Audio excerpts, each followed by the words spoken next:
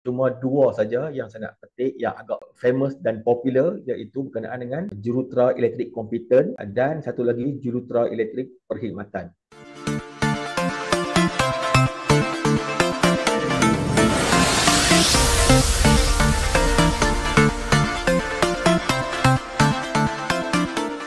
Assalamualaikum. Dalam episod kali ini saya beruntung kerana bersama seorang lagi tetamu.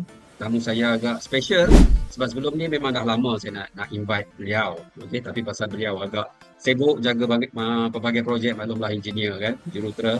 Jadi maka tertangguhlah projek podcast saya ni. Jadi alhamdulillah kali ni saya dapat berpeluang untuk grab beliau, jadi dapat menemu ramah beliau. Insan yang saya masukkan adalah IR Amri Musyadi. Tuan Amri merupakan seorang jurutera profesional dalam bidang elektrikal. Jadi tajuk kita kali ini adalah berkenaan kejuruteraan elektrik. Okay. Sebentar nanti kita akan bertemu ramah dengan beliau mengenai latar belakang beliau, mengenai sedikit teknikal mengenai dalam bidang elektrikal. Sebelum tu, buat pengetahuan tuan-tuan dan puan-puan, Tuan IR Amri juga merupakan pengendali bagi satu lagi podcast iaitu IR Jurutera Anda. Anda boleh melayari juga laman YouTube beliau, yang mana saya juga pernah menjadi tetamu dan juga podcast beliau. Jadi episod kali ni kira counter back balik lah. Okey, antara saya dengan Tuan IR Amri. Okey, baik, kita akan bersama dengan Tuan IR Amri sebentar lagi. Sebelum tu kita montaj dahulu.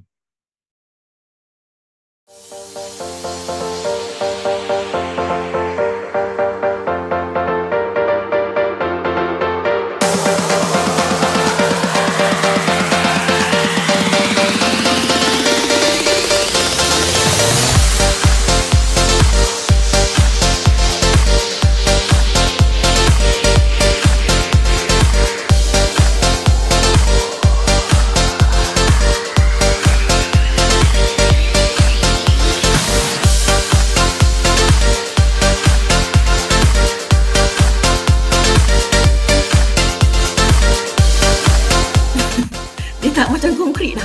Dia berpasir. So kat situ lah perlunya ada EO dekat kawasan tapak bina tu sebenarnya. Dia punya planning tu, concrete ground slab tu habis semua. Lepas tu barulah dia continue, finish, start ground column.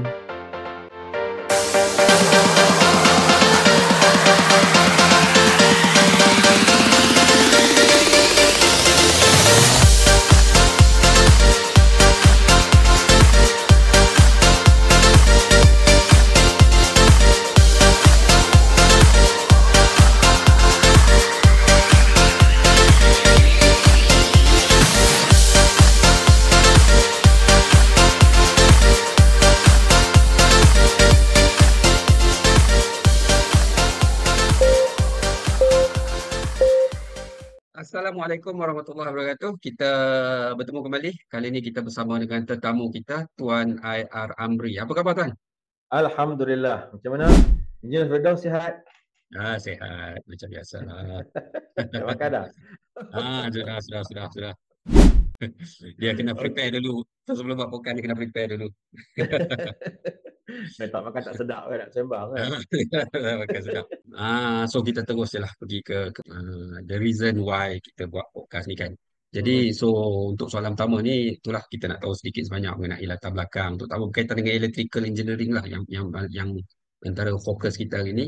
Sekiranya tak menjadi keberatan, boleh tak cerita sedikit pengalaman dalam bidang electrical yang dah Tuan lalui itulah. Baik, bismillah. Assalamualaikum dan terima kasih banyak Engineer Firdaus kerana sudi jemput saya untuk kita sembang-sembang berkenaan dengan kerjaya sebagai seorang jurutera dalam bidang elektrik di Malaysia ni lah basically.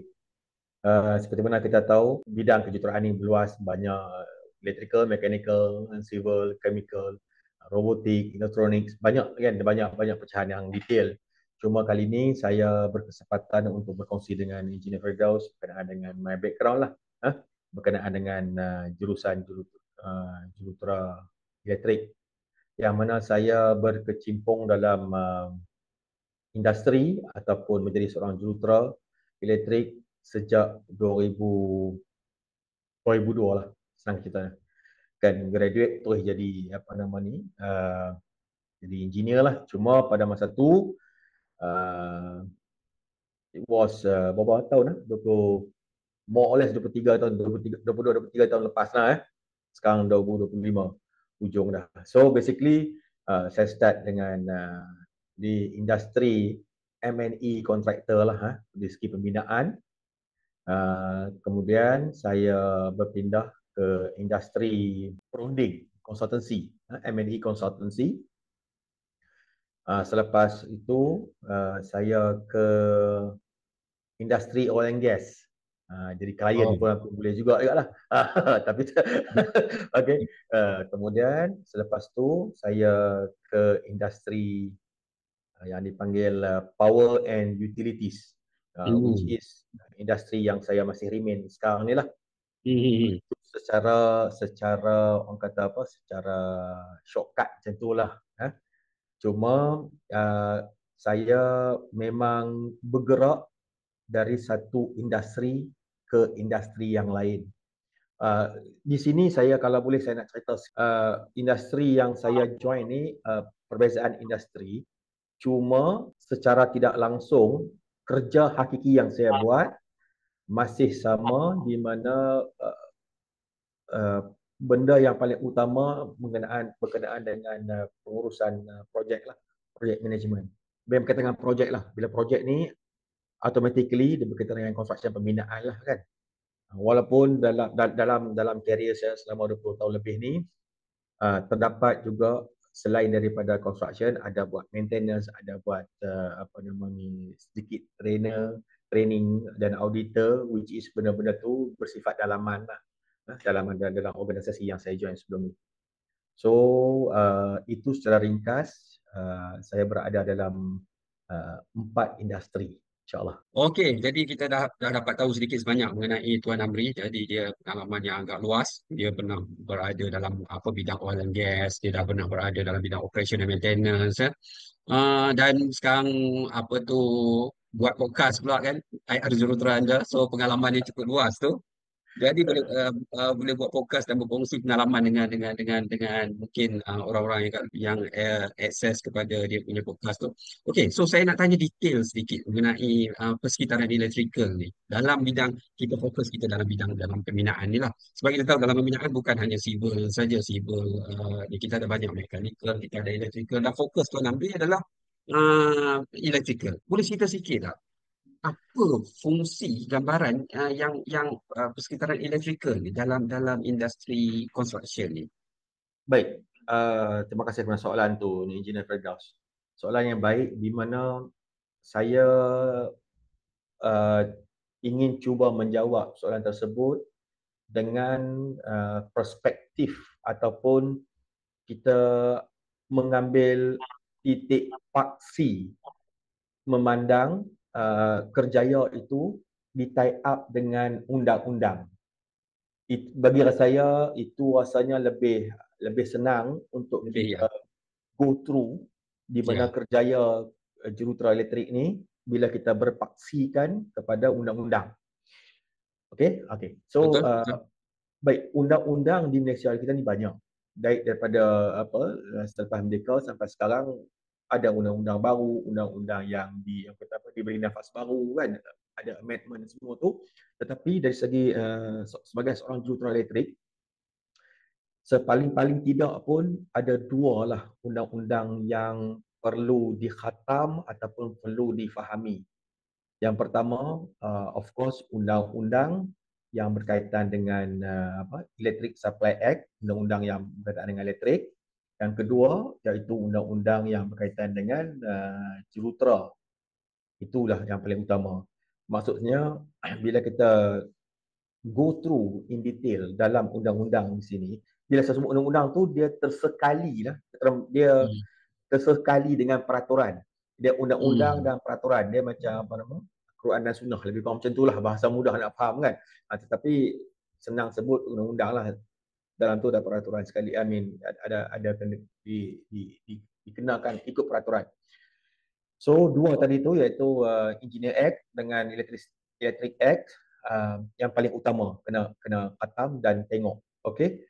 Yang kemudian kita tengok pada undang-undang yang berkaitan, yang masih ada kaitan, contohnya macam UBPL, Uniform Bylaw, betul apa lagi, Renewable Energy, kan. Kemudian undang-undang technologies, technician. Ya. Kemudian apa lagi ya? Mungkin kot saya boleh sentuh sikit yang agak agak trending sekarang ni, iaitu undang-undang dari segi kecekapan dan konversi tenaga last year 2024 kan, yang dibuat. Yang mana kalau kita tengok undang-undang tersebut, kalau kita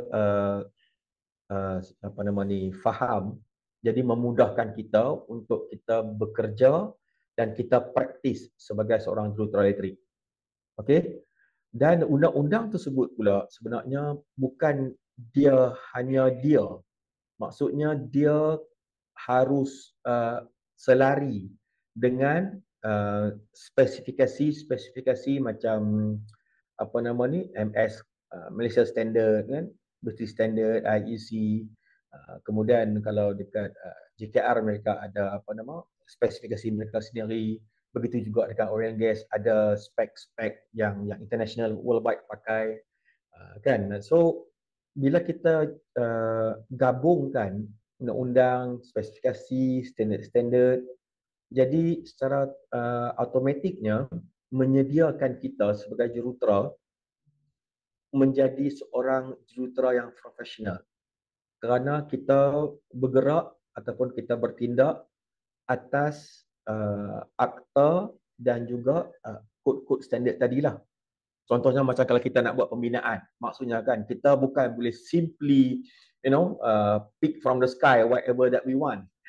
It must be have ada some foundation basis why we have to use this kind of code kan, guideline yang kita macam ni. Of course kerja memang kita akan bertemu dengan clash here and there. However, we do have some guideline and standard to follow. Kalau tidak, dia tak memang profesional lah kan. Tidak, dia jadi macam tak profesional lah kan, ikut suka hati.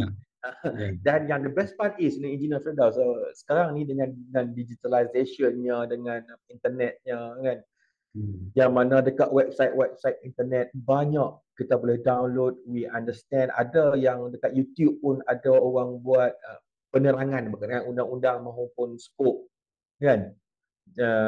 Jadi secara tak langsung kita ataupun sesiapa yang ingin menceburi bidang ni, jadi lebih mudah untuk menjadi seorang jurutera profesional kerana benda-benda tadi. Yang mana dia dah tahu undang-undang, dia tahu spek semua tu. Dan saya nak panjangkan sikit berkenaan dengan undang-undang ni. Saya beri contoh paling mudah ya. Kalau kita tengok dekat Akta Jurutera. Akta Jurutera banyak diceritakan, cuma saya nak pick 1-2 benda saja.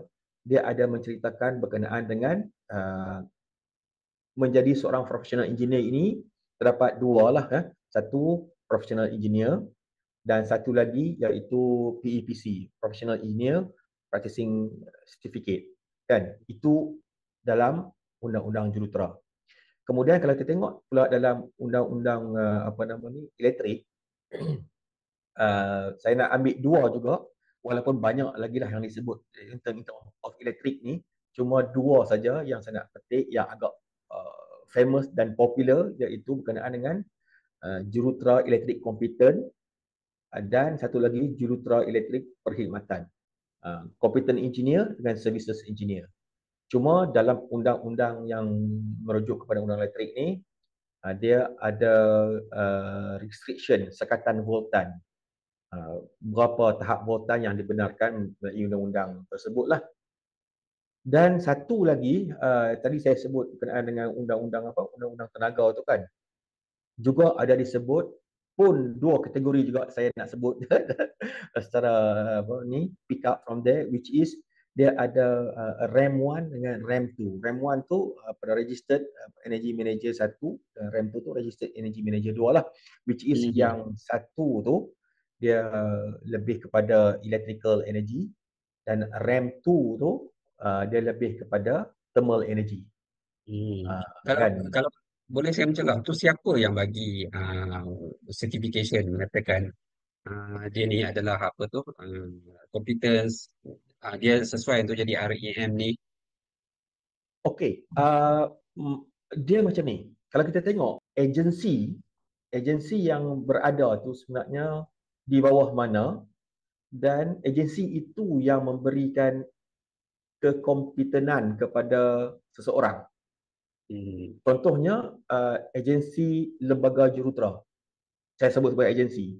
Dia yang bertanggungjawab yang boleh mentauliahkan seseorang jurutera itu menjadi seorang jurutera profesional.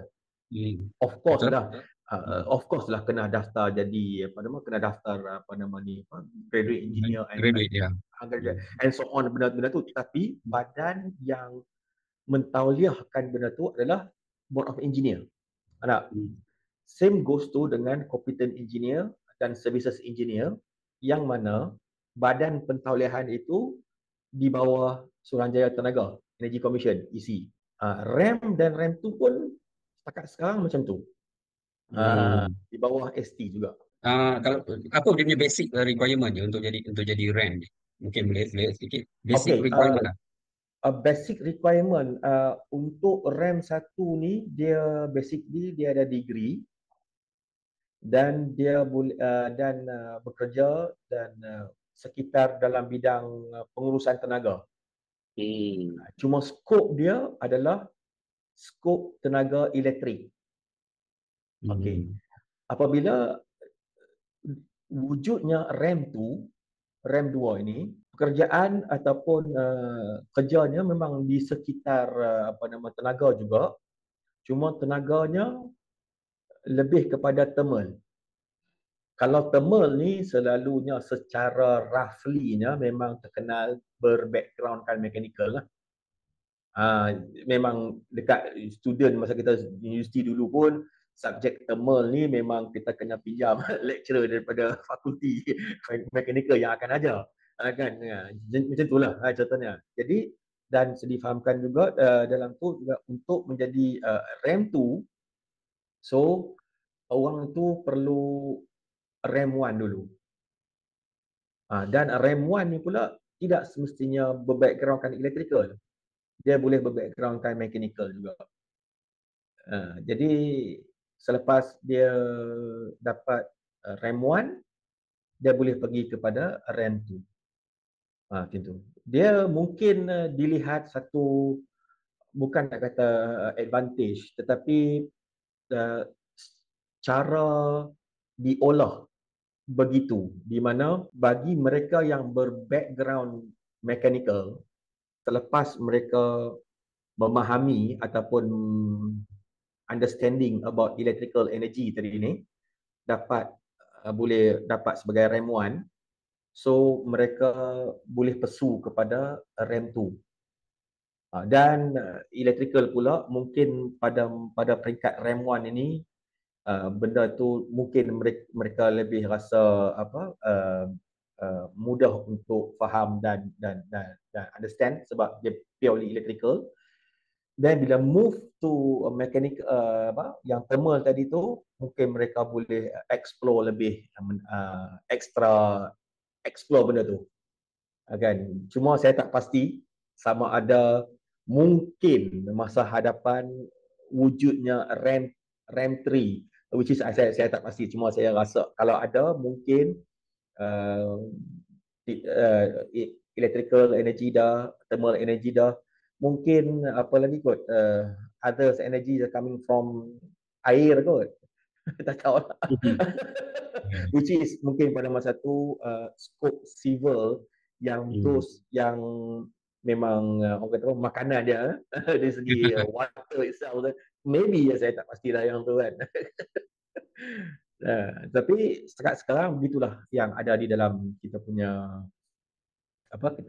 environment pada dalam industri kita. Itu dari segi yang berkaitan dengan tenaga tadilah. Okey, kemudian saya nak sambung sikit lagi berkenaan dengan pengalaman saya, di mana saya asalnya dulu ni kerja dengan industri kontraktor M&E kan, atau pembinaan itu. Pada masa tu kita baru graduate. Cuma jawatan saya tu dapat jawatan project engineer lah. Jadi secara tidak langsung, indirectly, saya punya bergelumang dalam bidang pengurusan projek ni since day one lah, sampai sekarang lah. Sebab as an engineer, bukan setakat teknikal saja kita tahu, tetapi how we going to manage basically project lah yang mana selalu senang yang kita nak tengok project. So how we going to manage that? Of course banyak benda di dalam tu lah, because project management itself pun satu topik yang Besar. besar kan, Besar. besar dan khas. Kita boleh contoh apa saja, tapi kita kena ada dua-dua, di mana because of we engineer, of course we carry punya technical knowledge. At the same time, in term of pengurusan juga kita kena carry, baru nampak profesional kita tu. Kita punya boleh demonstrate dia tu. Cuma saya punya experience dulu ni, saya start dengan electrical system yang low voltage. Kemudian sedikit baru saya dapat kepercayaan ataupun bos lah, senior pada tu bagi okey lah, kau jaga pula yang high voltage system. Because electrical itself bukan setakat equipment. Dia punya understanding about electrical ni sebenarnya adalah electrical system to itself. Yeah. The whole electrical system to itself. Yang mana bila kita sebut electrical system tu pula, dah declassified ada dua paling mudah, iaitu low voltage dengan high voltage. Saya berkesempatan untuk dapat kedua-dua throughout my experience lah. Cuma di Malaysia ni, macam saya kata tadi lah, ACTA telah ada membuat sekatan-sekatan berdasarkan tahap voltage dia lah. Kan, itu 11 kV, 33, 132, 275, dan Malaysia ada up to 500. Kan? 500, 500. Oh. Saya cuma nak clear sikit lah. Okey, low voltage ni tolong betulkan saya lah kalau saya silap lah. Low voltage ni lebih kepada maksudnya apa yang dipakai di rumah, di kilang-kilang, yang di rumah 240 volt dan di kilang 400, itu low voltage, betul? Boleh lah dikira begitulah, macam domestik lah. Domestik lah, yang di rumah lah. Yang high voltage ni lebih kepada distribution lah, maksudnya daripada power plant dihantar ke melalui pylon yang besi tinggi tu. Itu dihantar ke cawangan masuk utama, itu semua high voltage, betul? Betul? Betul lah. Okey, so kefahaman saya betul itu, walaupun saya background civil, tapi at least adalah sikit basic gitu kan. Betul. Di mana kalau kita tengok pecahan, kalau kita nak mengikut dari segi pengurusan TNB lah, sebab utilities di Malaysia ni TNB lah kita refer. So mereka telah classified Genco, iaitu yang tengok kepada penjanaan. Kemudian mereka ada grid yang tengok kepada penghantaran ni. Dan satu lagi dia panggil distribution, DN. Ya, distribution. Cuma grid dan distribution ini dibahagi mengikut tahap voltan, di mana 33 kV dan ke bawah di bawah distribution. Dan 132 sampai ke 500 ni dalam grid punya area, territory. Macam tu. Talian penghantaran, grid ni, transmission line. So dekat situ di manage ataupun di classify macam tu lah. Jadi mudahlah kita nak faham dan mana-mana. Jadi bila kita bersembang cakap, nanti mudah untuk kita berdasarkan klasifikasi yang sedia ada tu lah. Okay. So bila saya dah masuk kontraktor tu, syarikat kontraktor tu dalam 2-3 tahun, gain experience. Kita pun bukannya tahu banyak sangat kan, kita mau graduate kan. Jadi dalam masa yang sama kita rasa macam satu benda yang challenging lah pada diri saya, di mana aku kena kerja macam ni. So ilmu ni aku tak ada lagi. So at the same time saya ambil peluang untuk hands on, yang mana hands on tu pula dibantu oleh senior dan bos lah, syarikat dulu mengajar saya dan push saya untuk mengetahui lebih dekat peralatan karkas elektrik, baik kabel, lampu, switchboard, benda-benda begitulah, simple-simple yang tu. Kemudian bila bergerak kepada high voltage, tengok transformer, switchgear, dan ada NER, benda-benda begitu. Okey, kemudian saya pindah kepada konsultan punya industri, sebab pada masa tu untuk menjadi seorang jurutera profesional tak ramai IR yang ada pun hanya berada di sekitar consultants punya firm. So saya tak langsung saya alhamdulillah diberi peluang untuk cebur industri itu, duduk situ buat kerja dan perolehi pengalaman sampai ke 132 kV punya design PMU dan tahap boltan sebegitu. Dan alhamdulillah by then chief managed to dapat title professional engineer lah. Pada zaman tu 122 kV itu memang agak besar sebab during that time juga 275 dah wujud. Cuma sekarang level tu dah lagi tinggi, lagi up to 500 kV lah. Kalau ada, boleh beritahu 500 kV tu kat mana pakai? Transmit kat line mana yang dia pakai tu? Kat Malaysia ni lah.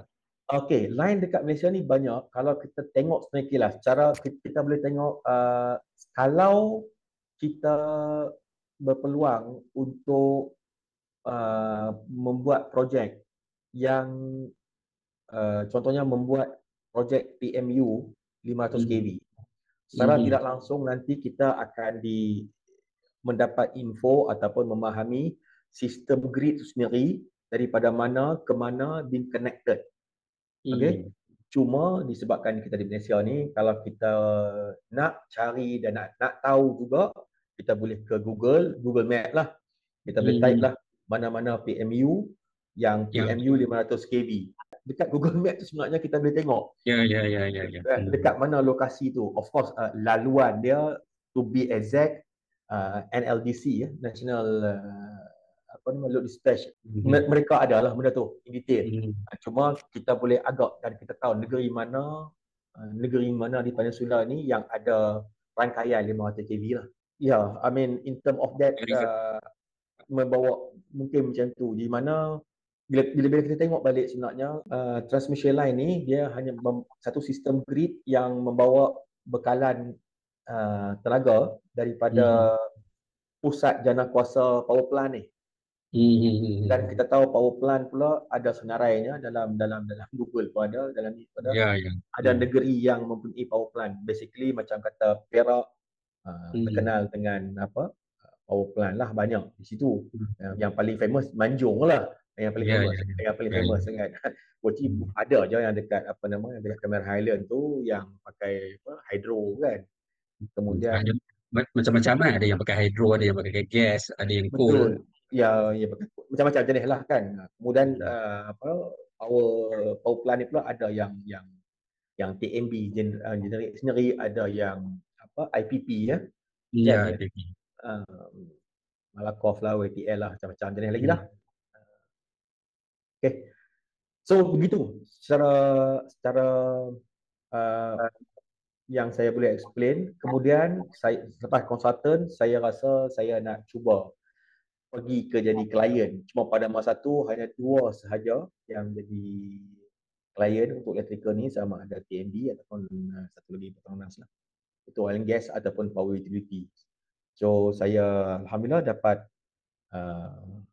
join oil and gas punya industri, yang mana dalam tu saya adalah selama tu experience saya tu pergi offshore untuk buat projek yang onshore punya.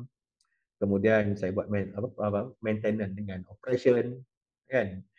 Dan bila dah berasa duduk 2 negara sekejap kan. Okay. Cuma di oil and gas ni seronoknya kalau untuk electrical, kalau ada peluang pergi ke offshore, ambil peluang untuk belajar sistem dekat offshore apa ni, sebab benda tu sebenarnya electrical system kat offshore tu dah macam power plant, sebab dia orang generate power sendiri, dia orang pakai sendiri. Same goes dengan onshore yang kilang-kilang pemprosesan minyak, kilang-kilang pemprosesan gas, mereka generate power sendiri dan pakai sendiri.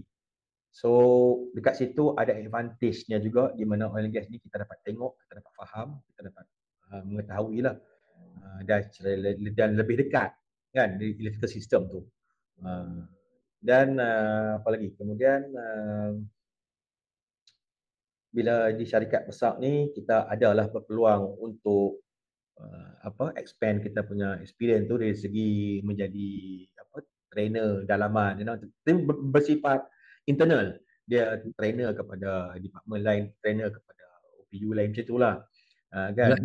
Trainer apa tu? Dalam bidang apa tu? Bidang electrical lah. Dalam Kita elektrikal lah.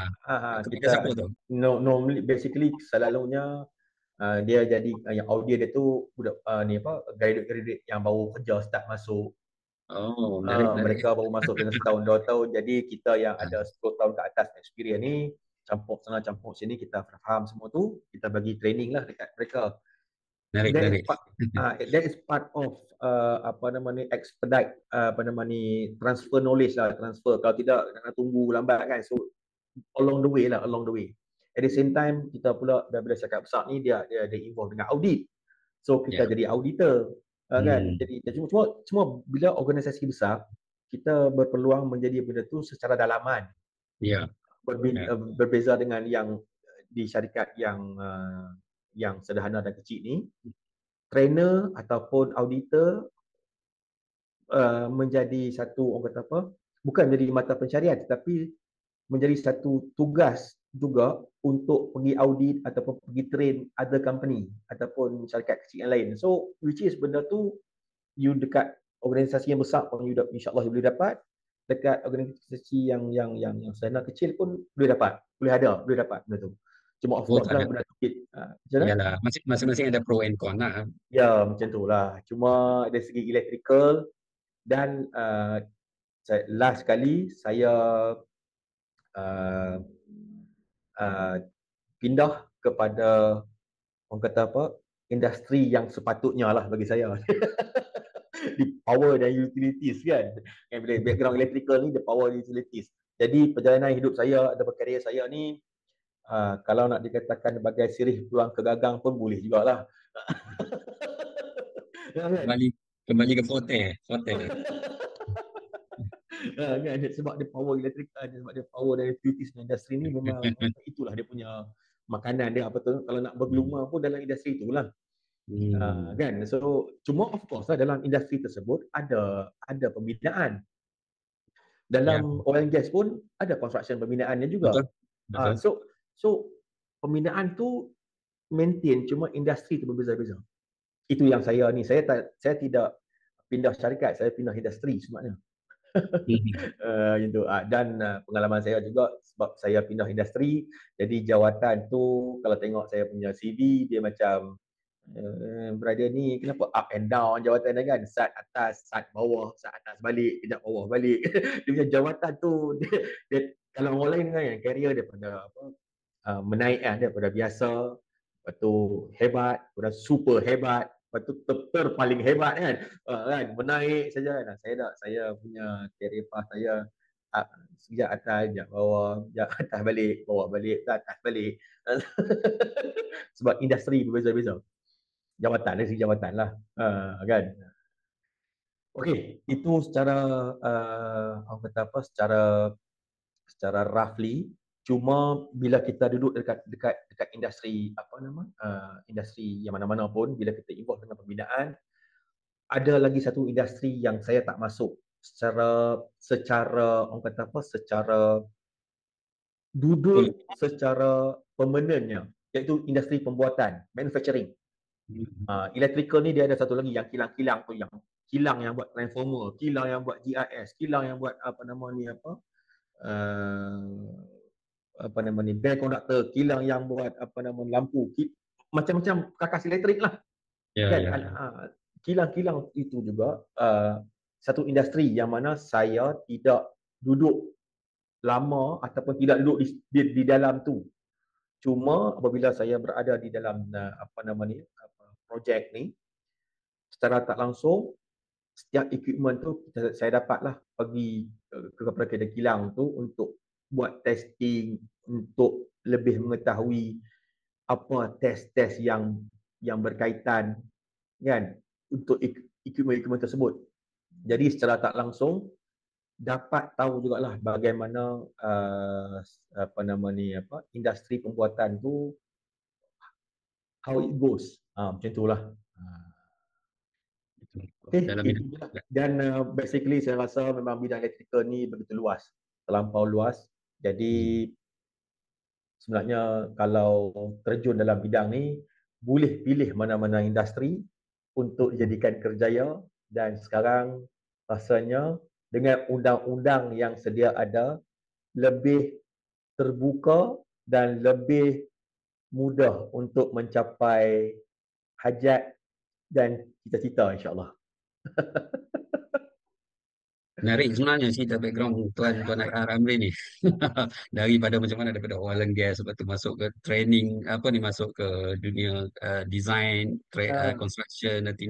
So saya boleh apa orang cakap, boleh rumuskan bahawa Tuan, apa yang saya dengar daripada mula tadi sampai hari ini, saya boleh katakan bahawa okay, so now apa yang kita belajar kat universiti tu adalah seolah-olah macam kita punya enjin untuk kita bawa kereta, tetapi you mention about the PE and PEPC, dan juga pengalaman itu akan jadi kita punya highway yang akan jadi code of conduct kita tentang betul. bagaimana kita nak drive kita punya kereta tu. Betul Hmm. begitu kan?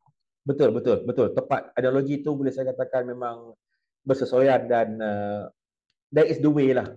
That is the way. Hmm. Itu jalan-jalannya. Cuma uh, dia akan jadi macam ni. Dia akan jadi benda yang kita belajar. Okay. Sebelum tu kita Ya. kena faham engineering ni bidang dia terlampau besar dan luas. Untuk membekalkan, untuk memberi orang kata apa, basic idea what is apa engineering ataupun persediaan menjadi seorang engineer jurutera tu, itu yang kursus di universiti 4-5 tahun tu. Ya. That's Ya. a basic fundamental understanding of engineering. Betul. Cuma bila kita kalau nak bawa kalau kita nak bawa syllabus industri masuk ke dalam universiti secara vokal ataupun secara begitu, dia akan jadi persoalan, adakah golongan tersebut sudah bersedia dengan fundamental yang masih belum ada, kan? Maksudnya kalau kita ambil contoh yang paling mudah, umur 18 campur 5, kita ambil 5 tahun lah degree lah, contoh mudah, 5 tahun 18 23 tahun. So daripada umur 18 ke 23 atau 5 tahun tu adalah masa untuk dibekalkan understanding of engineering. Kemudian lepas masa start kerja itulah melihat, wow, engineering ni begitu besar dan banyak lagi benda yang kena belajar. Tapi kalau kita nak bawa benda tu ke dalam fasa tadi, soalan yang paling besar, adakah kita nak kena tarik ke bawah lagi pengenalan engineering tu daripada umur berapa? 18 tolak 5 berapa? 13. I mean, kalau kita sebab 5 tahun di universiti disumbat dengan asas kejuruteraan. Kan? Bekerja umur 23 dan ke atas baru tempuh dan melihat dunia sebenar bidang kejuruteraan. So kalau mungkin disebab tersebut, sekarang ni dah jadi bukan satu fenomena ataupun trending.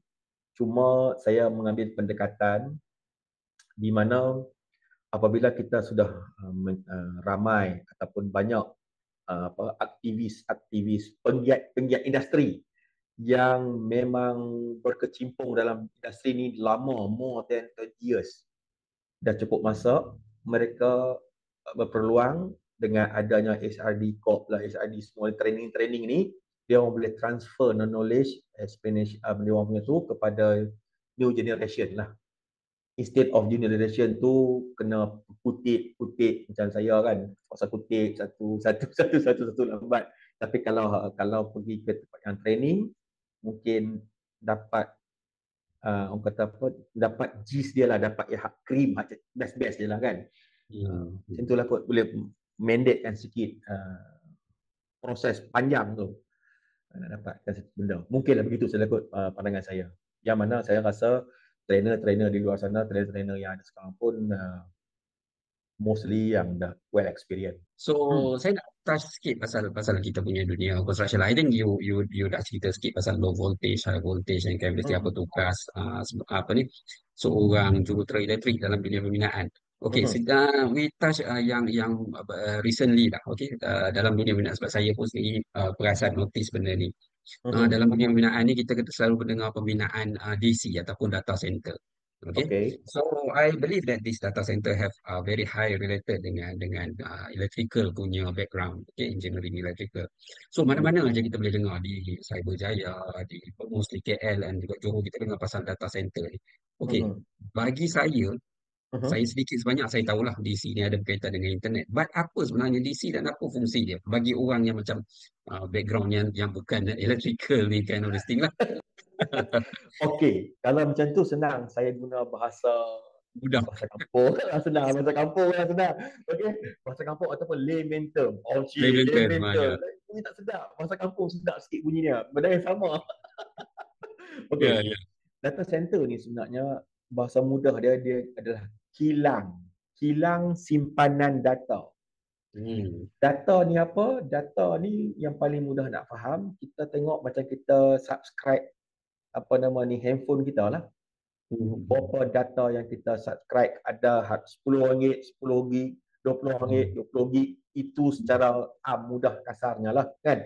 Jadi data ini sebab dunia bergerak ke arah Digitalization. digitalization, pendigitalan kan. So data-data ini bergerak ke arah pendataan lah, semuanya online lah, semuanya berasaskan internet kan. Jadi data lah, kita bercakap, kita transfer banyak benda-benda data. So data-data ni disimpan secara fizikalnya di dalam kilang-kilang data center tadi lah. Maksudnya yang kita save dalam cloud apa semua tu adalah Ya, stok kilang simpan apa ni kilang, storage dia tu storage itu. itulah ada data center tu. Ya, itu data center dia. Cuma kita kita tak data yang kita simpan tu, kita Hmm. dia kalau ada 3-4 kilang saling backup membackupi. Kan kalau A B C D E kan. A simpan kat B, simpan kat C. Kalau D problem, A boleh cover. Kalau C problem, B. Macam tu lah. Serta dia cara. Jadi sebut saja kilang. Jadi infrastruktur untuk penyediaan kilang tu menyebabkan dunia construction pembinaan ini rancak semula. Kalau nak mudah dulu kita kata pembinaan kilang baru, kilang elektronik, kilang kereta, kilang kilang motor, kilang ataupun pembinaan sekolah kluster, sekolah tak kluster, pembinaan hospital bertingkat, hospital tak bertingkat kan. So pembinaan semua tu. So sekarang ni DC data center ni kilang menyimpan data yang mana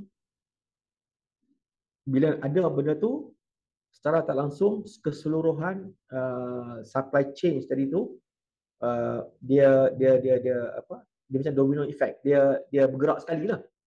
Kan dia bergerak sekali di mana electrical diperlukan, civil diperlukan, mechanical diperlukan. Betul. Paling simple saja civil, struktur tanah, geotech dia, struktur bangunan kan.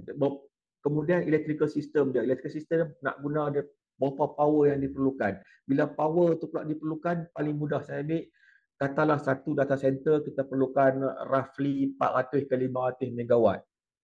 So bila kita perlukan 400-500 megawatt untuk satu-satu data center, kalau kita ada 10, berapa banyak dah. Kemudian nak kena kita tally balik tengok penjanaan power plant kita cukup ke tidak dengan power yang requirement tadi. Kan? Itu yang saya nak tanya, dia nak bawa soalan itu tu sebenarnya electrical tu. Dia sebagai itulah pasal kata satu data center tu sampai 500 megawatt tu, itu saya nak tanya tu. Okey, kita dah ada banyak power plant kat Malaysia ni.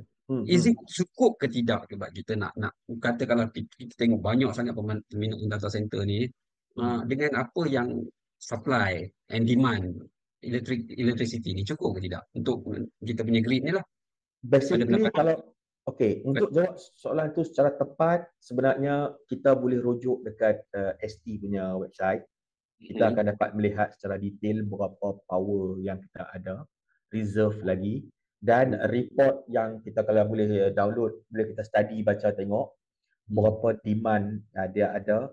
Sebab in detail angka-angka tu boleh saya tak, kalau saya sebut saya tak nak salah sini. Jadi tapi saya boleh beritahu saya juga melayari sendiri dekat website ST semua dan mana-mana dan agensi lain yang berkaitan dengan tenaga nak tengok power consumption dia. Kemudian kita ada unjuran berapa kapasiti yang perlu dibuat. Kemudian nak balik dari tadi, sekiranya kita demand kata okey, satu biji kilang DC 500 megawatt. Kalau kita perlukan 10, mungkin jadi 5 gigawatt kan, lebih 5 gigawatt ya. so Itu dah 5 satu power plant khas untuk dia saja. Okey, jadi ada setengah power plant yang boleh berkapasiti 5 megawatt. Okey, buat sebiji untuk cover dia seorang, untuk cover 10 tadi. Tapi ada pula di tempat-tempat tertentu tak boleh buat besar tu. Sebesar itu tak boleh buat. Mungkin kerana kos, kerana keduduk, macam-macam sebab lah. So kena buat kecil-kecil. Mungkin kena buat 2 gigawatt. Contoh kan. So kalau 2 gigawatt, keperluan 10, kita kan ada 5 biji power plant. It's a very simple. But of course, yang supply chain tadi, because of data center punya demand ada, so demand is there, then the supply will come accordingly. So Dia tu saya nak tanya dia, okey, kita cakap 500 megawatt kan. Okey, sebagai bandingan rumah biasa satu rumah pakai berapa megawatt untuk masa setahun ni semua. Sebagai untuk bandingan lah. Rumah basically rumah kalau kita tengok, of course lah, saya tak ini pun sebenarnya kita boleh tengok dekat guideline dia ada. Ada rumah jenis macam-macam, ada yang banglo 5 tingkat, ada yang 4 tingkat. Jadi kita boleh katakan satu rumah dalam purata 4 ke 5 kilowatt. 500 megawatt bahagilah dengan 4 ke 5 kilowatt. So can you imagine, maksudnya satu data center tu berapa ribu rumah yang dia boleh cover. Exactly. Kalau kita tengok secara analogi yang mudah, kita tengok satu pembangunan town center baru. Town center baru. Saya ambil satu kata syarikat JLC yang terkenal dengan rumah kan, membuat satu kan, pemaju. Okey. Buka satu town center baru dekat mana? Dekat dekat Kok Diang. Kan. Kat Kok Diang satu town center baru. Balik kampung lah. Balik kampung lah. Kan, satu town center baru, town city baru kan. So rumah yang dia buat tu memang banyak. Dan satu kawasan perumahan yang banyak begitu memerlukan satu pencawang elektrik yang besar. Itu yang kata PMU tadi ni. Ataupun PMU lah senang. So PMU lah tadi. Ataupun yang private punya substation disebabkan oleh sistem elektrikal yang berdasarkan voltan kapasiti untuk mengambil power. So because of that, itu yang naik, yang jadi banyak. Tapi basically secara mudahnya macam itulah. Kalau kita tengok satu, ataupun kalau kita nak kecilkan kefahaman tu, tengok rumah taman. Rumah taman, satu pencawang elektrik. Selalunya lah. Kan? So taman lain ada satu lagi pencawang elektrik. So pencawang-pencawang elektrik inilah yang akan supplykan power dia kepada rumah-rumah tadi. So berbalik kepada data center tadi pula, pencawang elektrik, sebab dia punya nak supply tu besar, jadi dia kenalah jadi pencawang elektrik tu jadi besar, iaitu pencawang masuk utama.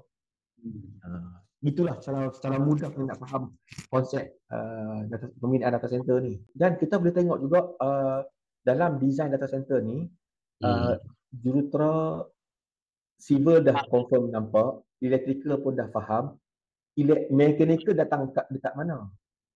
Mechanical ni pula kita tahu bila tenaga yang begitu tinggi diperlukan, dan especially data center ni pula macam laptop lah, server semua kan. So they are producing heat, produce banyak panas, dan alat-alat tu pula perlu sejuk. Di sinilah datangnya jurutera mechanical yang fasih dengan ilmu thermal ni kan, HVAC ni, ducting, piping dia semua ni datang. HVAC. Ha? HVAC dia. HVAC, ya, datang come to the picture to run their show untuk ensuring benda tu stable untuk run. So combination of semua engineer berbeza bidang ni memang interest. Tu belum masuk dengan teknologi pakar-pakar IT yang kena jaga, kena duduk dalam tu, yang TS punya title kan, teknologi solution kan. Itu cabang lagi besar lah, tu tak cukup. Besar. Tak cukup boleh sembang. Okay. Itulah. So we talk about sekarang ni the changing of world, especially bila perubahan dunia ni, kita bercakap mengenai sustainability. Sustainability ni, okay, environment tu sebelum ni saya ada podcast dengan environment punya guide. Memang dia cakap kata sekarang ni kita have gone through ESG apa semua. Dan salah satu daripada elemen perugaran itu adalah berubahnya dunia daripada fossil fuel petroleum kepada renewable electrification, solar system, kind of this thing. Contohnya kereta pun nak banyak pada tukar kepada EV, data center. So I want to ask you, do you think the future is bright for electrical engineer Malaysia? So itu soalan pertama. Soalan kedua, is Malaysia play a significant role dalam penukaran fossil fuel kepada renewable electrification ni? Baik, saya nak jawab yang pertama dulu. InsyaAllah, kalau tanya saya, pendapat saya, I'm not biased. Tetapi towards dengan kemajuan yang kita tengok, kalau kita tengok daripada sejarah dulunya, sebab electrical system ni, asalnya dulu adalah DC, direct current. Maka kemudian inovasi datang kepada AC, alternative current. Kan? Yang DC dulu ni, DC ni paling mudah bateri lah. Bateri is DC lah. And now kita tengok kita ke arah DC balik. Electrical yang dulu DC, kemudian AC, kemudian nak DC balik kan. Of course lah dia ada pro and con. Contoh satu lagi dia sebut dalam DC dan AC. Malaysia kita pun ada exchange power dengan luar negara, dengan Thailand, dengan Singapura, Brunei, all those things. Apabila frekuensi tak sama, kita tak boleh guna AC, kita kena guna DC. Itu yang ada HVDC tu. Kan, di lain ekosistem. So sekarang ni dengan solarnya, kenaikan solar, kemudian kita tengok banyak benda yang dah boleh generate sendiri. Ya, mungkin satu hari nanti kita dah tak pakai sistem AC, which is I don't know. Bila tak tahulah, maybe lah. Kan? Tapi kita balik kepada DC lah. But still electrical. Itu satu. Yang kedua, bertanya sejauh mana Malaysia signifikan kepada benda ni. I would say kita kena faham kita masih lagi di dalam negara pengguna. Ya, suatu ketika dulu kita diwawasankan dengan satu negara pengeluar. But somehow kita masih lagi stuck sebagai negara pengguna. Di mana contoh paling mudah dulu kita ada kempen belilah barangan buatan Malaysia. Regardless lah barang apa pun kan. Cuma saya tak pasti sekarang masih kalau ada bagus, cuma kalau tak ada mungkin kita boleh rejuveniskan balik semangat beli barangan Malaysia, di mana secara tak langsung kita bergerak ke arah negara pengeluar. Dari segi teknologi, saya rasa kalau tengok statistik data pun, kita golongan profesional di Malaysia ramai. Golongan pengurusan pun ramai yang cerdik pandai dah. Jadi mungkin kita boleh bergerak lebih cepat ke arah negara pengeluar berbanding dengan negara pengguna. Itu adalah harapan saya, itu saja. Dari segi negara itself. So rasanya banyak. Sebab tu saya draft ni sebenarnya saya nak buat plan saya nak buat setengah jam je. Tapi itulah saya fikir-fikir balik. Cik Tuan Aramli ni banyak pengalaman. Saya sedap pun buat soalan pendek pun dia boleh kupas nanti macam-macam nanti. Dia tengok kita tengok tadi pun banyak benda yang kita boleh belajar. Benda teknikal, benda code of Ya. conduct, kind of this thing. So okay, so dah sampai sejam dah.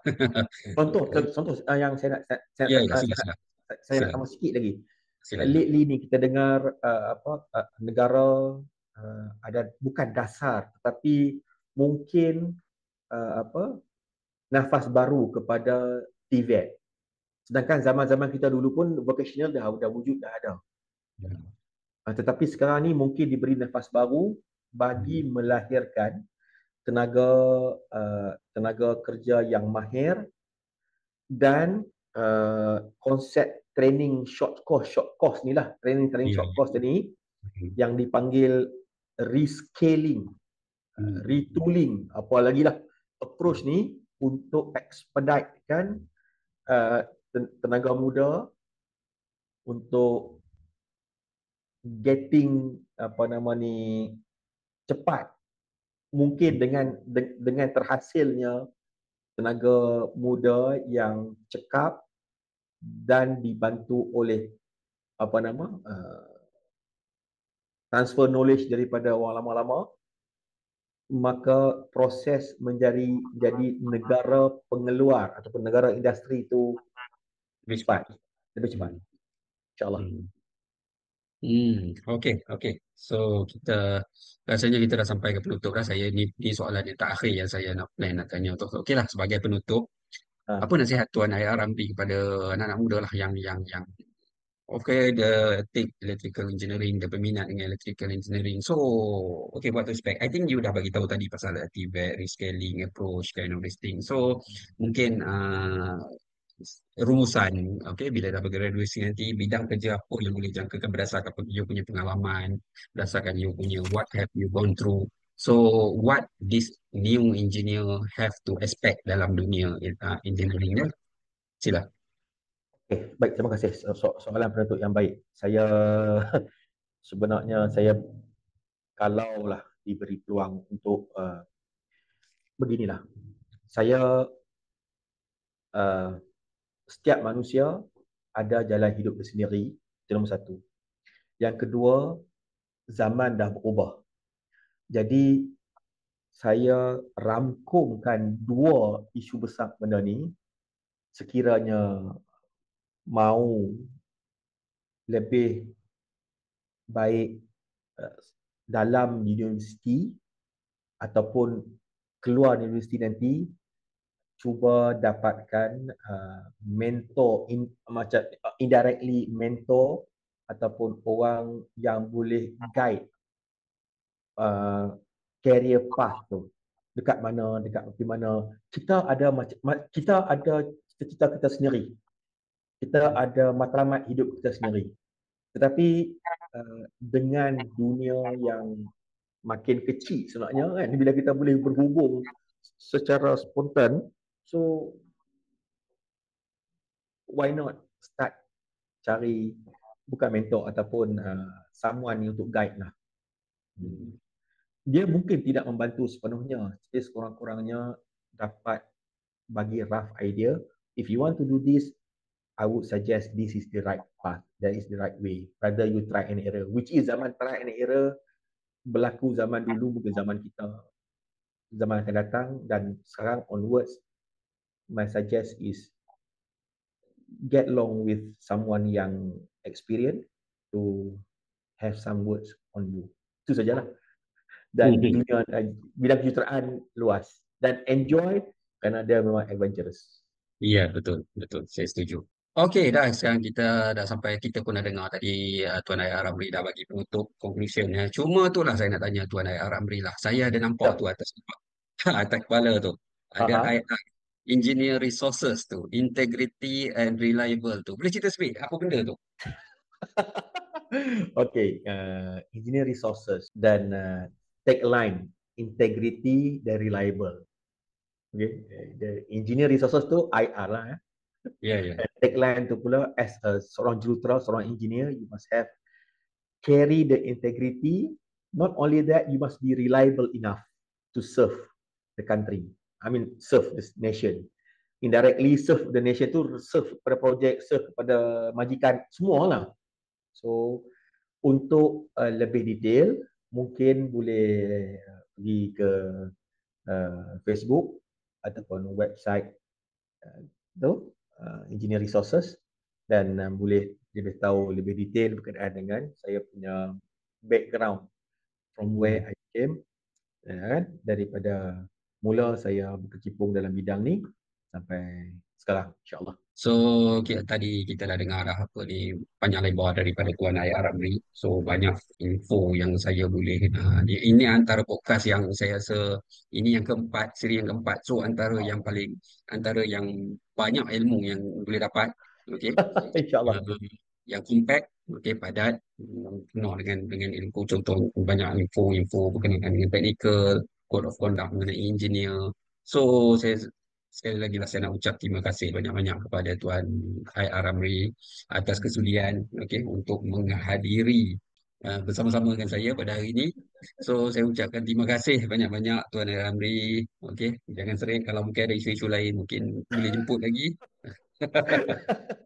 Terima kasih kembali kepada Engineer Firdaus kerana sudi jemput. Cuma saya mohon maaf kadang-kadang macam beritahu awal tadi lah. Sepatutnya saya lama dah kita buat podcast ni. Saya minta maaf. Okey. Semua isu lah, semua isu. Masing-masing ada komitmen, masing-masing ada Ya, ya. family, ada kerja kan. Jadi kita kena arrange. Saya pun kadang-kadang tak boleh juga ada isu ni kan. So Ya. baik, terima kasih banyak. So semoga nanti kita akan berjumpa nanti dengan pakar-pakar yang lain pula mungkin dalam bidang Alhamdulillah. Teruskan. dalam bidang-bidang yang lain pula. So okey, Assalamualaikum. Teruskan insyaAllah. Saya habis support, saya support untuk InsyaAllah, terima kesejahteraan negara kasih. kita insyaAllah. Terima kasih banyak. Terima kasih. Assalamualaikum warahmatullahi wabarakatuh. Assalamualaikum warahmatullahi wabarakatuh.